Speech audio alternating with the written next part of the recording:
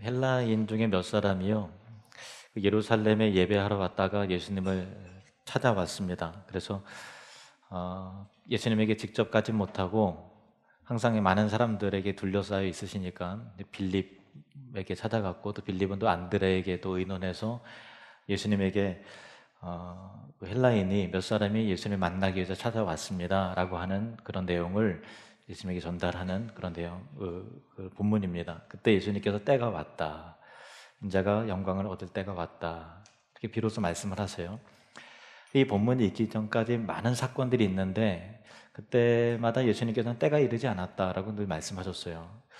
공생이 제일 처음에 시작하실 때 가나 혼인 잔치에서 이 물로 포도주를 바꾸는 그 기적이 있기 전에 예수님께서 그 혼인 잔치에 포도주가 다 떨어졌음을 그 육신의 어머니 마리아가 알고 예수님에게 저들에게 포도주가 다 떨어졌다 이렇게 얘기하니까 예수님께서 뭐라고 말씀하십니까? 나와 무슨 상관이 있나이까? 내 때가 아직 이르지 아니하였나이다 이렇게 말씀을 하세요. 그리고 예수님께서 공생의 3년 동안을 사시면서 많은 교훈과 가르침을 또 베푸시고, 또 이스라엘의 바리새인을 비롯한 여러 지도자들 책망하시고 할 때 이스라엘 지도자들의 마음 가운데 굉장한 반감과 또 적개심이 있었죠. 그래서 예수님을 사로잡고자 했지만은 그럴 때마다 본문 가운데 기록되기를 아직 때가 이르지 아니하였으므로 예수님께서 그들의 손에서 벗어나시니라 이렇게 기록이 되어 있죠. 계속 때가 이르지 않았다, 때가 이르지 않았다라는 것들이 반복되다가 오늘 본문 가운데 드디어 예수님께서 때가 이르렀다라고 말씀을 하셨다라는 사실입니다. 때가 이르렀다라고 선언하신 이 표현 앞뒤로 중요한 내용이 나오는데요. 먼저 헬라인들이 찾아왔죠. 헬라인이라고 말하는 것은 여러분 아시다시피 그리스인입니다. 그리스인들이 찾아왔는데 당시의 넓은 의미에서 모든 이방인들을 또 헬라인이라고도 했어요. 왜 그런가 하면 로마 제국이 통치하기 전에 알렉산더 대왕이 헬라 제국을 건설을 해서 그렇게 헬라 제국을 세웠죠. 그때 언어적인 통일을 이루었고 많은 여러 나라들의 헬라의 그 철학과 우수한 문화들을 보급을 했어요. 그래서 그 당시에 지중해 연안에 있는 많은 국가들이 물론 이제 피식민지였지만은 그 굉장히 그 문화적으로 많은 그 혜택과 또 좋은 것들을 많이 누리게 됐죠. 그래서 헬라 언어를 쓰고 그리고 헬라의 문화에 익숙해진 여러 이방인들을 총칭해서 헬라인이다라고 표현을 했습니다. 그래서 예수님께 찾아온 이 헬라인이 첫 번째로는 그리스인일 수도 있고요. 그리스인일 수도 있고, 두 번째로는 그리스인은 아니지만 헬라 제국의 영향을 받아서 헬라어를 쓰는 여러 이방인들이 찾아왔을 수도 있는 그런 두 가지 해석이 가능한 상황입니다. 그런데 특이한 점은 이 헬라인들을 예수님께서 찾아왔을 때 예수님이 이 헬라인을 만나 주셨는지, 또 만나셨다면 어떤 대화를 주고받으면서 그들에게 어떤 말씀하셨는지에 대한 내용이 전혀 없어요. 그러니까 어떻게 보면 좀 생뚱맞죠. 그들이 찾아왔습니다. 예수님 만나길 원합니다 라고 했을 때 예수님께서 때가 이르렀다 이렇게 말씀하시면서 다른 말씀들이 좀 기록이 되어 있어요. 이 이유는 뭔가 하면은 이 헬라인들이 예수님께 찾아왔던, 이 이방인들이 예수님께 찾아왔던 그 사건 자체가 중요한 것이지, 그 만나셔서 어떤 대화를 주고받으셨는지에 대해서 우리에게 그것을 소개해 줄 의도를 이 성경 본문 자체가 없는 거예요. 찾아왔다, 그것이 제일 중요한 사건이고 포인트였다라는 것입니다. 그래서 예수님께서 그들이 왔음을 알고서 인자가 영광을 얻을 때가 왔다고 말씀하시면서 그래서 무엇을 하실 것인가, 그 영광에 대한 내용을 말씀하시는데, 한 알의 밀이 땅에 떨어져 썩지 아니하면 한 알 그대로 있지만 썩으면 죽으면 많은 열매를 맺는다라고 하시는, 익히 여러분들 들어서 알고 있으실 텐데 중요한 말씀을, 유명한 말씀을 하시는 것이죠. 그러므로 오늘 본문의 헬라인과의 대화 내용에서 이 대화 내용 가운데서 우리를 시선을 헬라인을 만나셨다라고 하는 것에 우리를 주목시키는 것이 아니라 그들이 찾아온 것 자체가 특별한 의미와 메시지를 갖는 것. 이방인들이 예루살렘에 하나님 예배하러 찾아왔는데 예배하기에 없어서 예수님을 먼저 찾아왔다라고 하는 것이 그것 자체가 특별한 메시지로서 우리에게 작용된다는 것을 오늘 본문이 우리의 시선을 그렇게 인도하고 있다는 사실입니다. 헬라인, 즉 이방인이 예수님을 찾아온 것은 구약 성경의 여러 곳에서 예언하고 있는 내용이에요. 먼저 창세기 12장에 가보시겠습니다. 하나님께서 아브라함을 만나셔서 가나안 땅으로 인도하시는 그 약속의 말씀에 이렇게 기록이 되어 있죠. 1절부터 3절 말씀 같이 읽겠습니다. 시작. 여호와께서 아브라함에게 이르시되 너는 너의 고향과 친척과 아버지의 집을 떠나 내가 내게 보여줄 땅으로 가라. 내가 너로 큰 민족을 이루고 내게 복을 주어 내 이름을 창대하게 하리니 너는 복이 될지라. 너를 축복하는 자에게는 내가 복을 내리고 너를 저주하는 자에게는 내가 저주하리니 땅의 모든 족속이 너로 말미암아 복을 얻을 것이라 하신지라. 하나님께서 아브라함을 택하셔서 부르셨을 때 아브라함 한 사람에게 또 아브라함의 집안만 복을 주시려고 하신 것이 아니라 궁극적인 방향과 내용이 어디냐면 땅의 모든 족속이 너로 말미암아 너의 씨를 통해서 구원을 얻게 하는 것이 내 뜻이다라고 말씀하시면서 아브라함을 선택하신 거예요. 그러니까 하나님께서 아브라함을 선택하셨을 때 이미 그 시선이 땅 끝에 여러 민족들 가운데 이방인에게 하나님을 알지 못하는 자들에게 이미 가 있으셨는데 그 출발을 아브라함으로부터 시작하신다라는 그런 것이죠. 우리가 지난주에 살펴본 말씀 있죠. 이 다윗 왕이 장차 이루어질 하나님 나라를 소망하면서 시편 22편에 그렇게 예언하면서 말하고 있는 내용입니다. 시편 22편 27절에서 28절 말씀 보시겠습니다. 시작. 땅의 모든 끝이 여호와를 기억하고 돌아오며 모든 나라의 모든 족속이 주의 앞에 예배하리니 나라는 여호와의 것이요 여호와는 모든 나라의 주제심이로다. 다윗은 장차 자신의 후손으로 오실 그 메시아 그리스도를 통해서 땅의 모든 끝이 하나님을 기억하고 돌아오는데 모든 나라의 모든 족속 이방인들이 주님 앞에 예배하게 될 날을 소망하면서 바라보면서 기대하면서 이 예언시를 그렇게 기록하고 있다는 사실입니다. 다윗도 그렇고 여러 선지자들도 그렇고 하나님께서는 이미 이 이방인들을 부르시려는 계획과 구원의 그 계획이 그렇게 있으셨던 것이죠. 우리가 지난주에 살펴보았지만 이스라엘 백성들과 특별히 그 지도자들이 예수님과 가장 큰 충돌을 일으켰던 것이 뭐냐면은 그들의 메시아관, 그리스도 간의 충돌이에요. 그들은 뭐냐면은 그리스도는 다윗의 후손으로 오시는데 다윗의 후손으로 오셔서 다윗 왕족, 우리 조상들 가운데 가장 존경을 받고 가장 부강했고 가장 전쟁을 탁월하게 잘했고 강한 나라를 세웠던 이 다윗 왕의 후손으로 와서 다윗 왕조가 재건되면 로마를 통해서 로마의 압제로부터 벗어나게 될 것이고 부강하고 강하고 찬란하고 영광스러운 이 유대인 중심의 나라가 다시 세워지게 될 것이다라고 하는 강한 왕, 영광스러운 왕을 이 이스라엘 백성들이 기대하고 소망했다라는 것입니다. 예수님께서 계획하시는 하나님께서 바라보시는 이 나라는 이 세속 국가로서의 강한 부강한 나라, 부유한 나라를 원하시는 것이 아니라 모든 민족이 주님 앞에 하나님을 기억하고 돌아와서 하나님을 예배하는 하나님 나라를 하나님께서는 기대하시고 그 일들을 이루시기 위해서 하나님의 아들 예수 그리스도를 이 땅 가운데 보내주셔서 구속의 성취를 이루어 나가신다라는 그런 말씀이시죠. 그래서 하나님께서 아브라함을 선택하시고 또 그의 또 나라의 이스라엘을 선택하셨다라는 것은 그들만 구원하시기 위한 것이 아니라 온 이방 민족 앞에서 그들이 샘플이 되고 상징이 되어서 결국은 하나님께서 어떻게 구원해내시고 어떤 과정을 통해서 하나님 나라를 이루시는가라고 하는 좋은 샘플을 택하신 것이 바로 아브라함이고 그 샘플이 바로 이스라엘 족속이고 그 샘플이 바로 유대인이었다라는 사실입니다.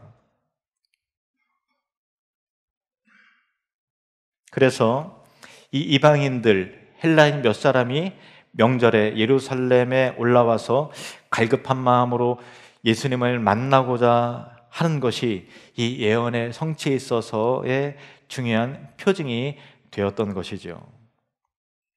이에 예수님께서 그들이 왔음을 들으시고 이제 때가 되었다. 인자가 영광을 얻을 때가 되었다 말씀하시면서 이어서 다음과 같은 유명한 말씀을 하십니다. 24절 같이 읽겠습니다. 시작. 내가 진실로 진실로 너희에게 이르노니 한 알의 밀이 땅에 떨어져 죽지 아니하면 한 알 그대로 있고 죽으면 많은 열매를 맺느니라. 아멘. 모든 자연의 질서가 마찬가지잖아요. 옥수수 알갱이든 어떤 사과씨든 어떤 것이든 간에 그 씨 그 자체로 있으면 알갱이 하나만 남아있지만 땅에 떨어져 있어요. 그러면 싹이 나면서 그 알갱이의 그 씨의 형체는 사라지지만 결국은 자라나서 많은 열매를 맺는 그 자연의 원리죠. 그 자연의 원리를 빗대어서 예수님께서 이 땅에 떨어져서 성육신 하셔도 결국은 십자가를 통해서 죽게 되시는, 십자가의 고난을 통해서 예수님께서 죽게 되시는 그 죽음을 예수님께서는 말씀하고 계시죠. 그런데 이 예수님의 죽음과 연결해서 보아야 될 중요한 그 메시지가 하나 있는데요. 제일 처음에 봤던 구절을 보겠습니다. 20절 말씀 보시면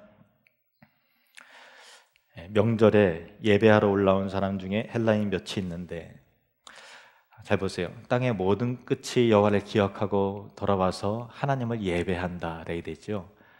다윗이 시편 22편에 그렇게 예언한 말씀이에요. 그리고 천하 모든 민족이 아브라함의 후손을 통해서 복을 받게 될 것이다. 창세기 12장에 예언되는 말씀이죠. 명절에 헬라인 몇 사람이 예루살렘에 하나님을 예배하기 위해서 왔다는 것입니다. 근데 이 명절이라는 것은 어떤 명절인가 하면은 이 무교절 또 유월절이라고도 해요.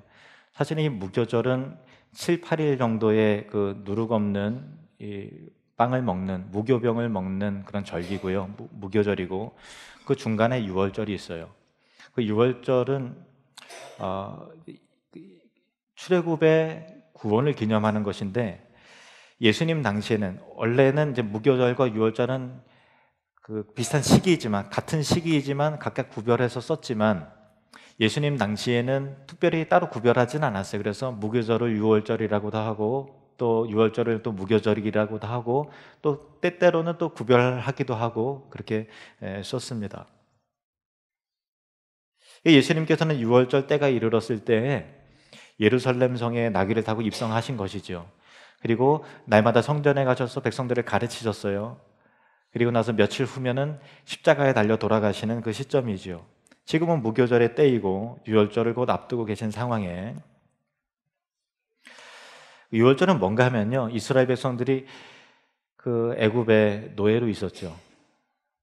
노예로 어떻게 끌려간 건 아니고요, 요셉을 통해서 야곱의 자손들이 애굽 땅에 들어가서 고센 땅에 이르러서 이게 살게 됐죠. 근데 세월이 지나니까 요셉을 알지 못하는 왕이 노예처럼 이스라엘 백성들을 부려먹기 시작하면서 알게 모르게 자연스럽게 노예가 돼버린 거예요. 400년 동안 엄청난 압제와 괴로움을 당하고 그들이 하나님 앞에 제발 구원해 달라고, 우리를 기억해 달라고 하나님 앞에 호소했을 때 하나님께 그들의 간절한 기도를 들으시고 응답하셔서 모세를 통해서 그들을 건져내시죠. 건져내시는데 그냥 건져내시는 것이 아니라 애굽을 치시는 여러 가지 재앙들이 10번 계속해서 반복이 돼요. 나일강이 피로 바뀌기도 하고요. 또 메뚜기 떼가 온 곡식과 그런 것들을 다 집어삼키고 힘들게 하기도 하고요. 또 우박이 내리기도 하고, 맨 마지막에는 애굽 전역에 있는 모든 사람의 장자가 다 죽는 재앙이 이르게 되는 거예요. 높이 있는 이 바로 왕의 장자로부터 저 아래 감옥에 갇힌 사람에 이르기까지, 심지어는 모든 가축의 첫 새끼에 이르기까지 장자들은 다 죽게 되는 거예요. 이스라엘 백성도 예외는 아니었어요. 뭐냐면은 애굽 전역에 있는 고센 땅에도 예외는 아니었다는 거예요. 그리고 이스라엘 백성들에게 구원을 하기 위해서 한 가지 하나님께서 알려주신 구원의 어떤 메시지가 있어요. 그건 뭐냐면 1년 된 흠없는 순 양을 잡아다가, 어린 양, 순 양을 잡아다가, 혹은 이제 염소를 잡아다가 유월절 제사를 드리는 거죠. 그래서 이 유월절에 피를 쏟게 해서 이 우슬초를 적셔갖고 문 좌우 설주와 임방에다가 그 피를 칠하는 거예요. 그리고 나서 가족 식구들은 그 잡은 양의 유월절 양을 고기를 먹습니다. 고기를 먹어요.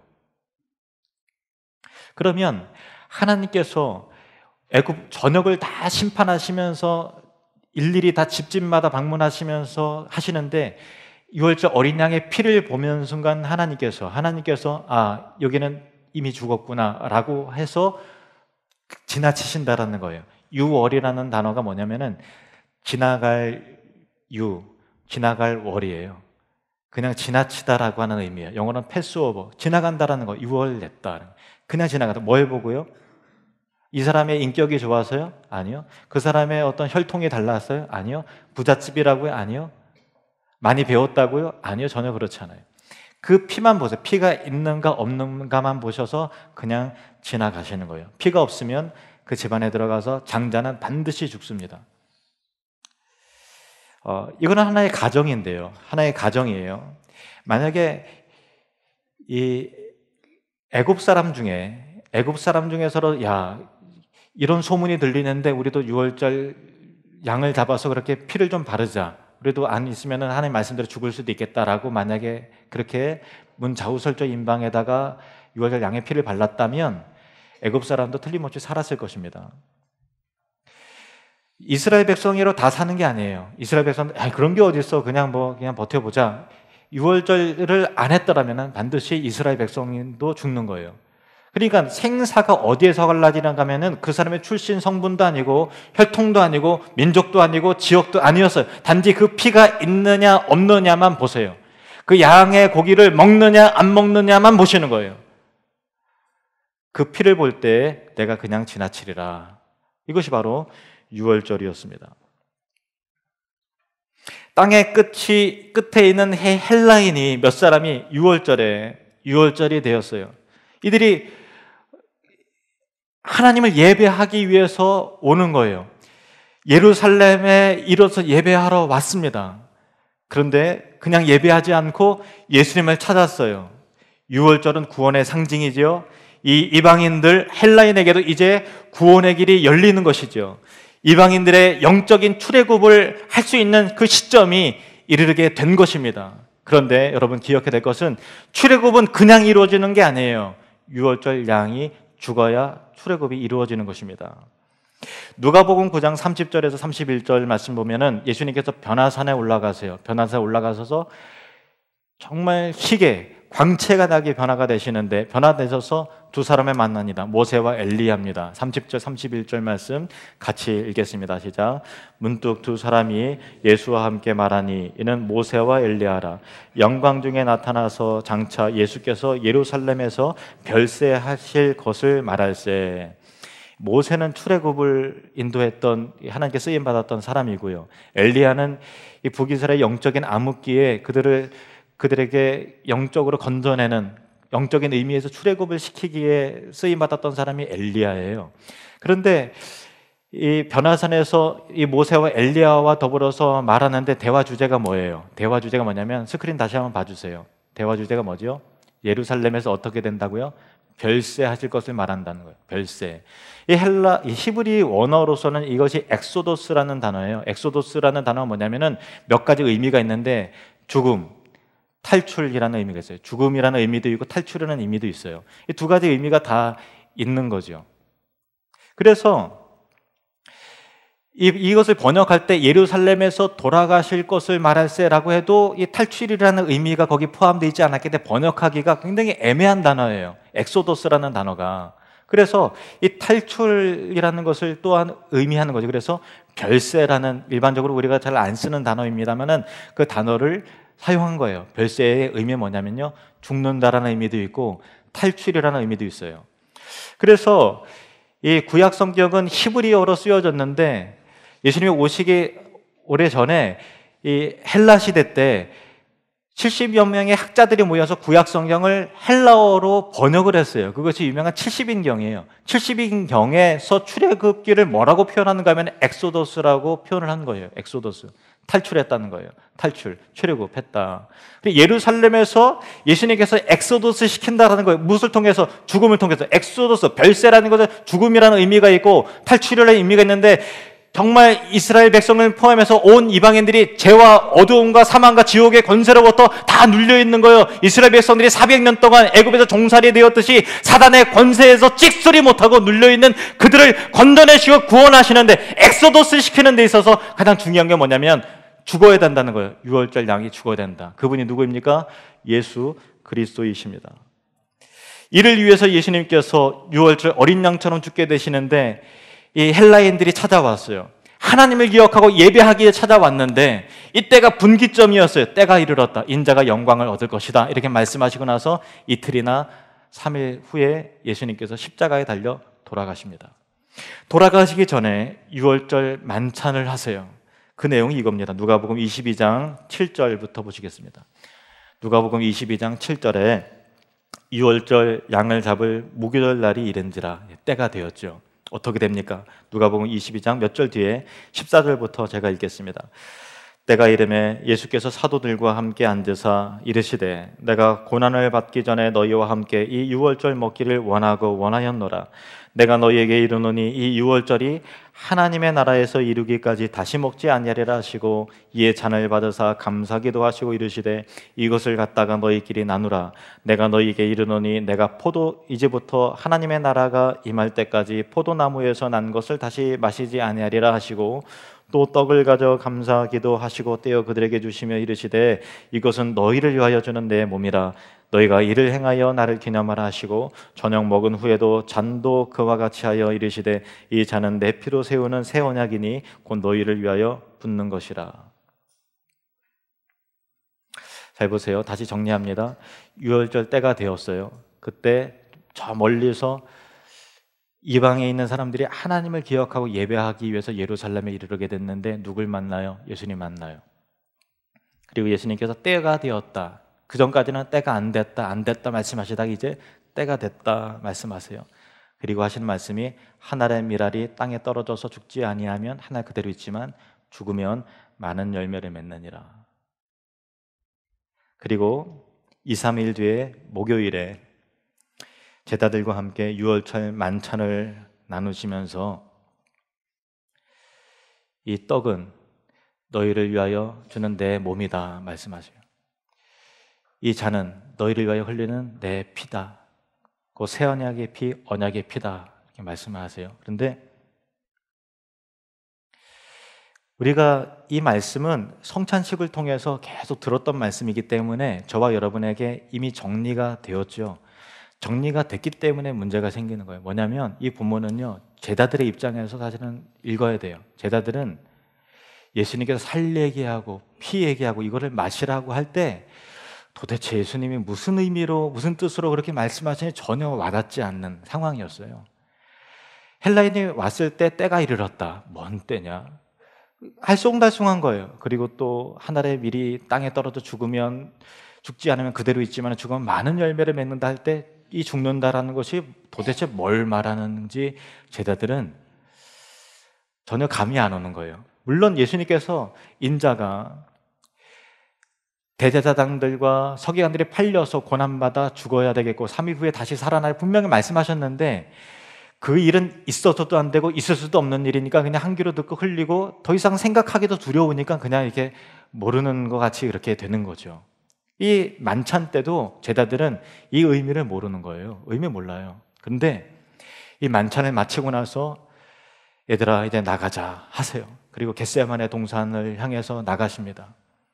여러 가지 대화들이 요한복음에 기록이 되어 있어요. 그리고 제자들과 함께 멀리 좀 떨어져서 밤이 맞도록 예수님께서 이 땀방울이 핏방울이 되도록 기도하는 그 시점에 예수님께서 이제 때가 되었다 말씀하시고 일어나실 때 갑자기 군병들이 횃불을 들고 나타나기 시작하는 거예요. 제자들은 이때부터 막 혼비백산이 돼서 예수님 막 잡혀가고 끌려간 상황에서 도무지 갑자기 왜 이런 일이 됐는지 제자들은 도무지 알 수 없는 상황이 갑자기 이르게 되는 것이죠. 다 도망가 버렸어요. 뒤쫓아가고 멀리 금씩 흘끔흘끔 쳐다보는 사람들 중에서 베드로는 내가 주를 모른다 3번이나 부인하고 자기가 그렇게 될 줄 모르는 거예요. 예수님께서 채찍에 맞으시고 고문당하시고 십자가를 지시고 또 언덕에 오르는 과정이 너무나 급박하게 계속해서 이루어지는 거예요. 이때만 해도 제자들은 뭐가 뭔지 모르는 거예요. 아, 이제 왕으로서 예수님께 다스리게 되는가? 이렇게 생각을 하는 거죠. 왜 이렇게 고난받고 예수님께서 피 흘리시고 멸시를 받으시고 백성들을 갑자기 돌변해서 저자를 십자가에 못 박으라, 십자가에 못 박으라고 왜 이렇게 성난 폭도와 같이 됐는지 제자들은 알 수가 없는 거예요. 그러다가 급기야 예수님께 피 흘려서 십자가에 못 박혀 죽으셨을 때 그동안 들어왔던 이 파편이 된 말씀들이 조각조각 맞춰지기 시작하는 거예요. 이 피는, 이 잔은 너희를 위하여 흘리는 내 피, 곧 언약의 피다. 너희들이 이 살을 먹어야 된다. 내가 하늘의 밀이 땅에 떨어져 죽지 않으면 그대로 있지만 죽으면 많은 열매를 맺을 것이다 라고 하는 이 말씀들이 무슨 말씀이신지 피 흘려 죽으시는 예수님을 통해서 비로소 깨달아지고 알아지게 되는 것입니다. 십자가는 그런 거예요. 정리되지 않았던 지식들이 예수님께서 들어왔던 파편과 같은 그런 일들이 퍼즐처럼 조각처럼 십자가를 중심으로 하나씩 맞춰지게 되면서 하나님 나라의 비밀들이 깨달아지게 되는 것이죠. 놀라운 것은 이 무명한 헬라인들이 이름도 나와 있지 않고 예수님과 만나서 어떤 대화도 주고받았는지도 전혀 기록이 되지 않은 무명한 사람들이 우리도 유대인의 하나님을 만나자 멀리서 오는 거예요. 멀리서 와서 만날 때 우리가 예수님을 만나야 되겠다. 예수를 만난 의도도 기록되지 않았지만 결국은 구속사를 진행시켜 나가는 그 분기점에 있어서 신호를 알리는 데 쓰임받은 사람들이라는 것입니다. 그리고 예수님께서 그들을 통해서 말씀하시는 거예요. 한 알의 밀이 땅에 떨어져 죽지 않으면 한 알 그대로 있지만 죽으면 많은 열매를 맺느니라. 그 많은 열매 중에 하나가 바로 여러분입니다. 그리고 그들은 하나님 나라의 풍성하고 광대한 사실들을 헬라인들은 알지 못했지만 결국 그렇게 시작을 알리는 도구로서 쓰임을 받았듯이 저와 여러분도 우리는 다 이해할 수 없고 알지 못하지만 하나님 나라를 완성하는 조각으로서 다 쓰임을 받는 사람들이라는 것을 꼭 기억하시기를 바랍니다.